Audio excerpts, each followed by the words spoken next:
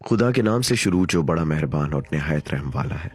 अमीरुल मोमिनीन अलैहिस्सलाम का तीसरा खुतबा हज बैतुल्लाह के बारे में। खुदा ने तुम पर अपने घर का हज फर्ज किया है, जिसे सब लोगों का किबला करार दिया। इसकी तरफ लोग यूं खिंचाते हैं जैसे प्यासे जानवर पानी की तरफ, और यूं बेताब होकर इस पर टूट पड़ते हैं जैसे कबूतर अपने आशियानों की तरफ। खुदाए बुलंदो बरतर ने इस हज को अपनी अजमत के सामने बंदों की फरोतनी और इसकी इज्जत के अतराफ की निशानियां करार दिया है। इसने अपनी मखलूक में से सुनने वाले लोग चुन लिए हैं, जिन्होंने इसकी दावत पर लब्बैक कही और इसके इरशाद की तस्दीक की। वो इसके अंबिया के मुकाम पर ठहरे और इन मलाइका से मिलते जुलते नजर आने लगे जो इसके अर्श का तवाफ कर रहे हैं।